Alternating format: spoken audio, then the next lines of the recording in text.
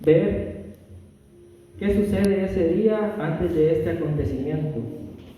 Si usted lee el capítulo 14, se los dejo, ¿verdad?, de tarea para que usted lo pueda leer en su casa y para que puedan meditar un poquito más qué fue lo que sucedió ese mismo día antes de que Jesús apareciera sobre el mar andando.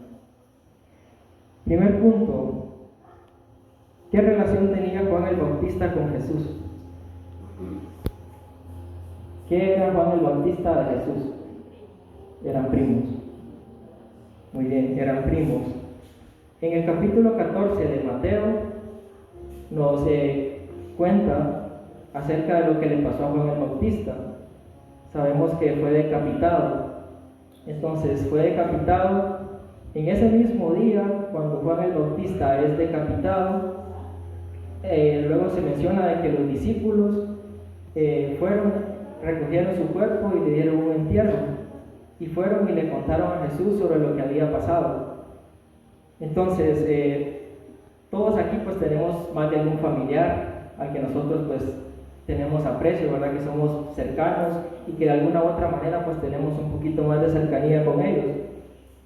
Entonces primeramente podemos ver, ¿verdad?, la noticia que le fue dada a Jesús. Tu primo fue decapitado. Entonces eso es lo primero que sucede. La relación de Juan el Bautista con Jesús, eran primos. La muerte de Juan el Bautista. Como tercer punto, Jesús menciona que se aparta en una barca a un lugar desierto y apartado. Todos experimentamos en algún momento cierta cantidad de, como le dije, de situaciones en las que nosotros pues no queremos estar rodeados de personas, ¿verdad? Hay cierto momento en que nosotros pues queremos estar apartados, no como una manera de quedarnos ahí apartados totalmente, pero sí como para recargar la batería, por decírselo así. Entonces nos menciona que Jesús se aparta en una barca a un lugar desierto y apartado. Pero ¿qué pasó? La multitud seguía a Jesús. Se dice que después Jesús se compadeció de la multitud porque la multitud le seguía, y dice que comenzó a sanar a los enfermos y a predicarles, ¿verdad? Luego se menciona lo que sucede después: alimentación de los 5,000. Se dice que Jesús alimentó, ¿verdad?, a 5,000 personas, sin contar a mujeres y a niños. Entonces, todo esto estaba aconteciendo, hermanos. Imagínense el día tan pesado, ¿verdad? No era un día bonito decir, hoy mataron a mi primo, tengo que predicar. Incluso hizo milagros ese mismo día, alimentó a 5,000. Y esto sucede. Luego de alimentar a los 5,000, podemos observar que siempre en el mismo capítulo nos dice de que Jesús hizo ir a sus discípulos, entrar en la barca e ir delante de él a la otra ribera. Jesús en este momento no va con ellos a la barca, a diferencia de anteriormente que él sí estaba en la barca. En este momento les dice que ellos vayan delante de él, que vayan primero a la otra parte, a la otra ribera. ¿Qué sucede después? Dice que Jesús subió al monte a orar, aparte y solo. Como le digo, va a haber situaciones en nuestra vida en que muchas veces nosotros nos vamos a sentir de esta manera, vamos a necesitar estar apartados. ¿Por qué? Porque muchas veces el ruido del exterior, el ruido de los problemas que hay afuera no nos dejan concentrarnos mucho con el Señor. Por eso es que muchas veces necesitamos, ¿verdad? Y admiro esto de Jesús, porque Jesús, siendo el Hijo de Dios, lo hacía de alguna manera. Se apartaba para tener una mejor comunión con Dios. Nos dice que Jesús subió al monte a orar aparte y solo. ¿Qué sucede después cuando la situación pareciera salirse del control? Nos vamos adentrando un poquito más y nos dice de que la barca en medio del mar estaba siendo azotada por las olas y el viento era contrario. ¿Cuántas veces en nuestra vida pues nosotros nos hemos sentido, verdad, de que tenemos un proyecto en mente, lo estamos ejecutando, y ya porque nos dice de que la barca, ¿dónde estaba la barca? No estaba a la orilla del mar, donde ellos podían decir, me bajo, ya estoy a la orilla, me voy a bajar y no me va a pasar nada. Menciona de que la barca, ¿dónde estaba? En medio del mar, hermanos. ¿Dónde se va a bajar usted? En medio del mar. Entonces, y a lo que voy es que muchas veces nosotros pues podamos tener algún proyecto, emprendamos algo, ejecutemos un proyecto, y muchas veces pues en ese proyecto, en ese trayecto, empezamos a ver de que las cosas se empiezan a poner feas, ¿verdad? Empezamos a experimentar pruebas, empezamos a ver que la situación pues empieza a salir de control, y pues comienzan las pruebas, porque lo hemos visto, el ser cristianos, hermanos, no significa que nosotros nunca vamos a experimentar pruebas o que nunca vamos a pasar procesos. Decirle a alguien, hágase cristiano para que su vida sea más fácil, no puede ser. Pero sí, con Jesús lo podemos lograr. Es lo que tenemos que tener siempre en cuenta. Entonces, la barca se encontraba en medio del mar, hermanos, azotada por las olas, y el viento pues era contrario. ¿Cuántas veces usted, pues siempre siguiendo con el proyecto, pues se le ha levantado incluso dentro de su emprendimiento, dentro de su proyecto, gente que va en contra de lo que usted está diciendo, gente que no está de acuerdo con lo que usted hace y con lo que usted va a hacer, no tiene el apoyo de ella? Entonces, el viento contrario puede significar muchas veces eso en nuestras vidas. Aquellas personas pues que vienen y nos tratan de turbar nuestra mente, tratan de querernos desviar, de meternos miedo. Mira, no va a funcionar, mira, no te metas a eso, no sabes a lo que te estás metiendo, mira, eso no funcionó con aquel, con vos tampoco va a funcionar. Entonces muchas veces nosotros nos rodeamos de gente así, y mucho cuidado con estarnos rodeando de personas así, porque ¿qué? Muchas veces ellos terminan, hermanos, convenciéndonos a nosotros de las cosas que ellos piensan. Continuando, como punto número 8, ya vimos, ¿verdad?, todo lo que está aconteciendo en ese día. Luego dice de que Jesús vino a ellos caminando y andando sobre el mar. ¿Alguna vez usted ha visto alguna persona caminando sobre el mar, sobre las aguas? Una persona que tenga conocimientos científicos puede negarle completamente eso. Jesús rompiendo las leyes de la física, rompiendo las leyes de poder caminar, de no poder romper la tensión superficial que había en el agua y poder andar sobre ella. Entonces, y siguiendo con el siguiente punto, nos dice que los discípulos, ¿qué pasó con los discípulos cuando vieron a Jesús andar sobre el mar? Dice que se turbaron y dieron voces de miedo. Ahí podemos ver unos signos de exclamación donde ellos dijeron, ¡ah! Un fantasma. Un fantasma. ¿Por qué? Porque ellos no podían ver realmente quién era el que andaba por el mar. Tenemos, nosotros como seres humanos, por naturaleza siempre vamos a tener miedo a lo desconocido, porque siempre sentimos, ¿verdad?, un poco a veces de temor a querer iniciar algo, por lo mismo de que muchas veces vemos de que el mar no se encuentra calmado, sino que el mar se encuentra azotado y los vientos son contrarios. Entonces tendremos a tener miedo, un poco de temor a lo desconocido, a lo que no vemos. Entonces los discípulos pues se dejaron engañar por sus mentes. ¿Por qué? Porque creyeron que andaba por el mar era un fantasma. Entonces, nuestro campo de batalla, ¿cuál es?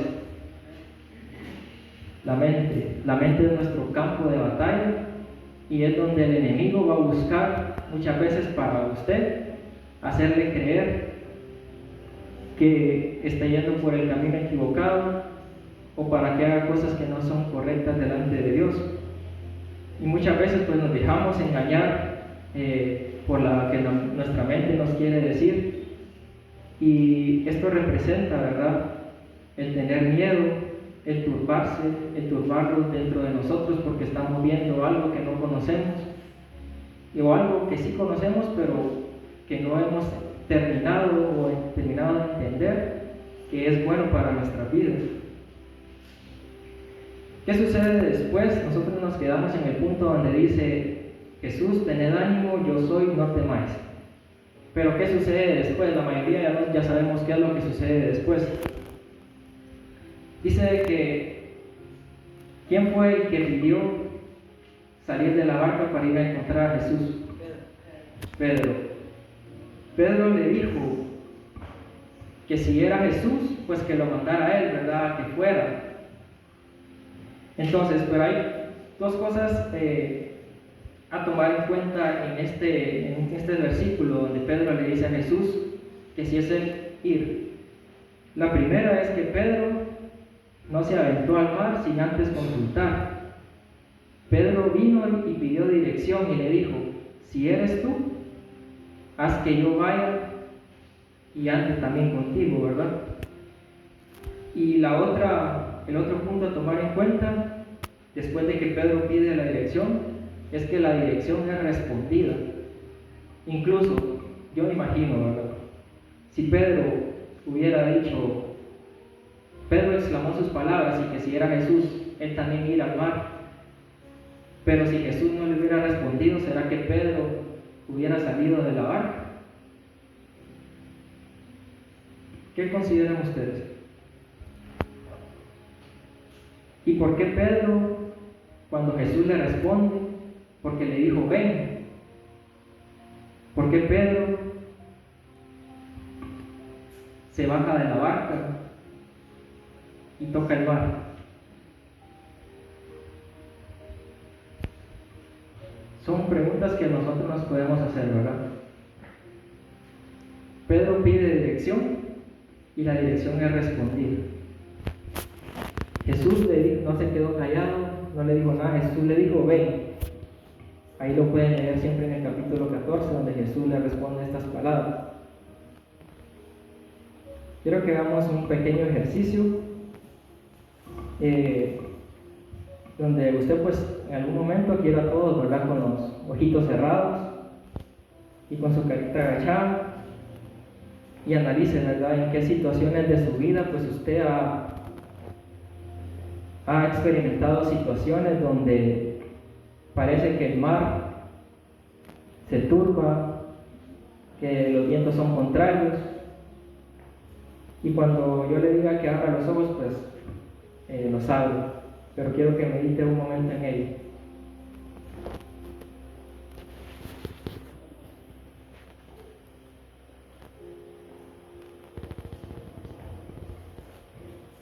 Amén, hermanos. Pueden abrir los ojos.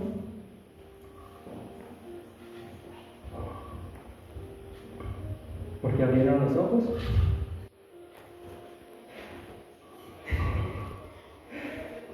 Podemos observar, hermanos, cómo somos nosotros los seres humanos.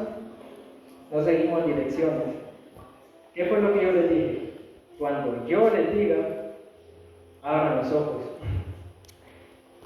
¿La voz de quién escucharon ustedes? La de Rodney.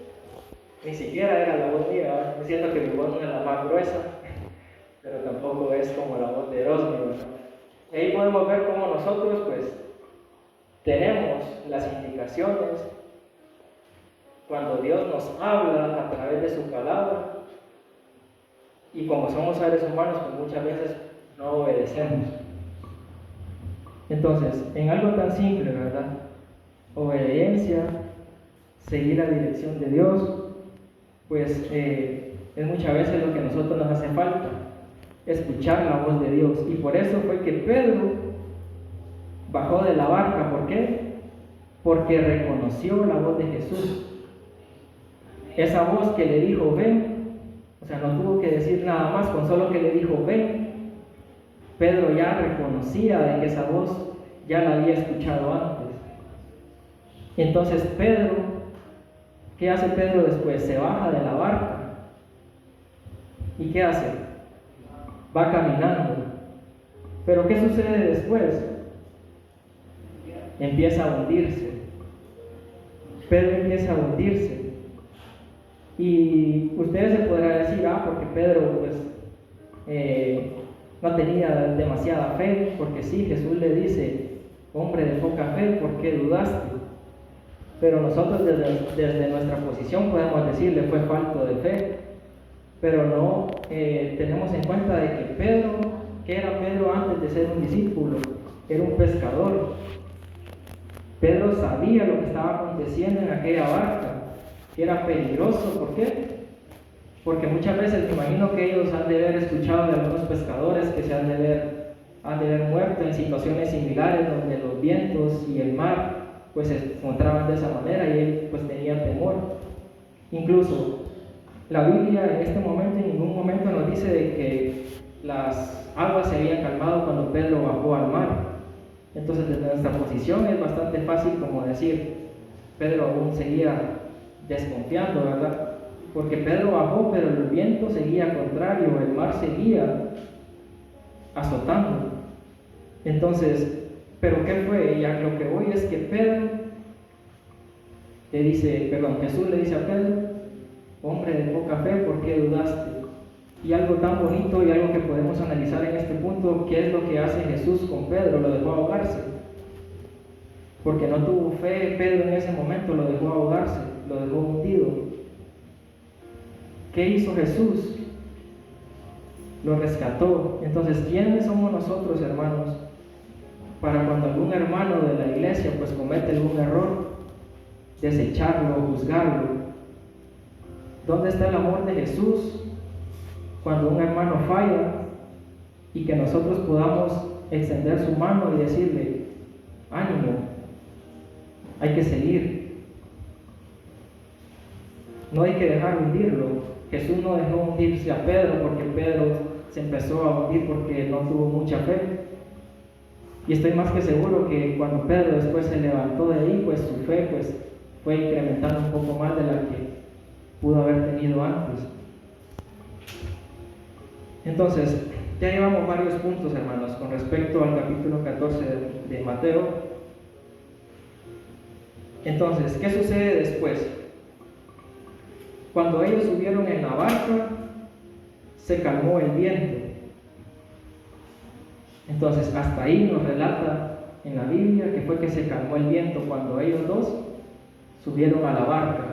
No fue antes de que cuando Pedro incluso iba sobre el mar que se calmó. Entonces, fue hasta que ellos dos entraron a la barca que se calmó. Entonces, quiero que pues usted analice en su vida, hermanos, qué situaciones son las que a usted le están perjudicando, qué situaciones son las que le están impidiendo ver a Jesús, escuchar a Jesús, qué situaciones. Y algo que me gusta también y que puedo recalcar en este capítulo de la Biblia es de que pues Jesús en ningún momento muestra miedo. Jesús en ningún momento tiembla por lo que estaba sucediendo. Entonces, ¿qué le ha hecho pensar a usted que la situación que usted está pasando, Jesús tiembla por la situación que usted está pasando? Jesús no tiene miedo por lo que usted está pasando. Pero muchas veces a nosotros sí nos falta un poquito más de fe, de la que le faltó a Pedro para no hundirnos completamente. Entonces, ¿qué lo está hundiendo a usted, hermano? ¿Qué le está impidiendo ver a Jesús? Porque puede que esté viendo a Jesús y usted también puede que esté diciendo un fantasma. Porque muchas veces sí pedimos dirección, y en ocasiones a mí también me ha pasado. Pido dirección, Dios me responde lo que yo le he pedido, y muchas veces todavía me sigue entrando la duda, ¿será de parte tuya, Dios, que esto está sucediendo? Y es como un jaloncito de oreja, ¿verdad? Sí, soy yo, sí, es mío. Lo que pediste, tal como lo pediste. Entonces, fue lo que Pedro hizo, pedir dirección y esperar a que la dirección fuera respondida. Y entonces, cuando ellos subieron a la barca, se calmó el viento. Vayamos al libro de los Salmos, capítulo 84.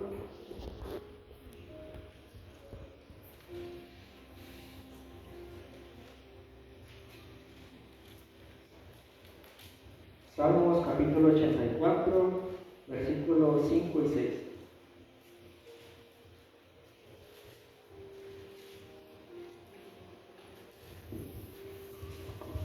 Salmos, capítulo 84, versículos 5 y 6 dice: Bienaventurado el hombre que tiene en ti sus fuerzas, en cuyo corazón están tus caminos. Atravesando el valle de lágrimas, lo cambian en fuente cuando la lluvia llena los estanques. Entonces, van a haber situaciones, hermano, donde vamos a tener que pasar ese valle de lágrimas. Es uno de los valles que como cristianos vamos a tener que atravesar, sí o sí. El valle de las lágrimas. Y muchas veces, pues, nos tocará, ¿verdad? Solos.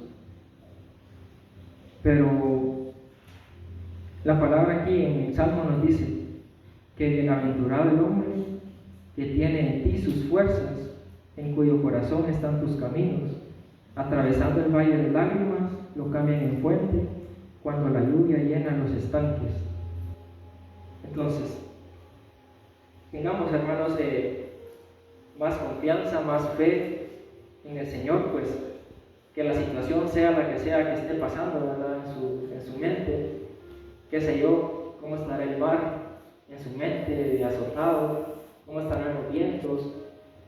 A veces el enemigo haciéndole creer, generándole mucha ansiedad de que pues no va a llegar con su dinero a fin de mes, que las deudas le van a ahogar, porque eso es lo que hacemos muchas veces los seres humanos, preocuparnos. Cuando Jesús nos dice: no os preocupéis por nada, y es una de las maneras en cómo mencionaba que el enemigo utiliza nuestra mente. ¿Para qué? Para que no podamos ver a aquel que anda sobre el mar.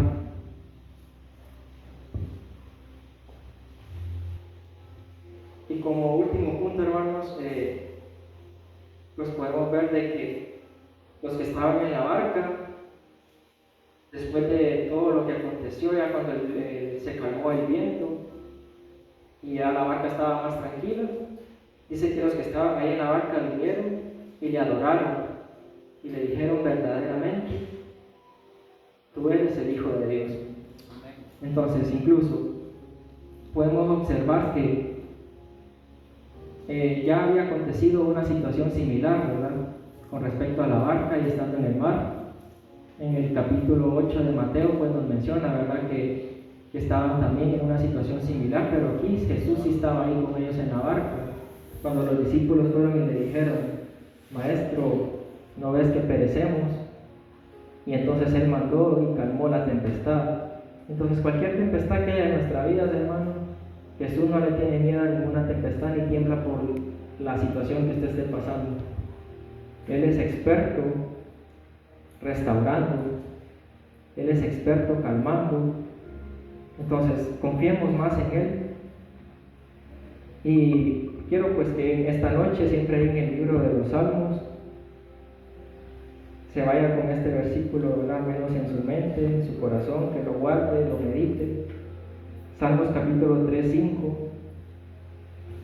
Me llenaba de gozo poder leer este versículo que dice, Salmos 3, versículo 5, dice: yo me acosté y dormí y desperté, porque Jehová me sustentaba. Entonces, ¿qué temor debemos de tener nosotros? Si es el creador de todo el universo, el creador de nosotros, quien nos sustenta. Yo me acosté y dormí y desperté, porque Jehová me sustentaba. Amén. Amén. Entonces, ya no te sigas negando más a Jesús. Jesús pues en esta noche te dice: ven. Y pues no sé cuántos podrán escucharle, cuántos podrán hacerle caso al llamado cuando Jesús le dice: ven. Pero si está en tu corazón recibir a Jesús esta noche, porque Jesús te dice, ven, pues atiende al llamado con tiempo, ¿verdad? Porque una vez pues te estés ahogando, si Jesús tiene misericordia puede rescatarte, pero si aún estando ahogándote no decides pedir misericordia, pues te vas a terminar ahogando tú mismo por tu propia decisión y no porque Jesús lo haya querido de esa manera. Entonces, hermanos, recibamos a Jesús en nuestro corazón siempre, que sea Él tomando, ¿verdad?, la dirección de la barca. Cuando Jesús entra a la barca es cuando aquella barca se empieza a calmar, se calmó el viento. ¿Por qué? Porque le permitieron a Jesús estar en la barca y porque Jesús es eso, ¿verdad? Calma, tranquilidad, el que lo sustenta. Amén. Entonces, hermanos, espero que hayan recibido esta palabra.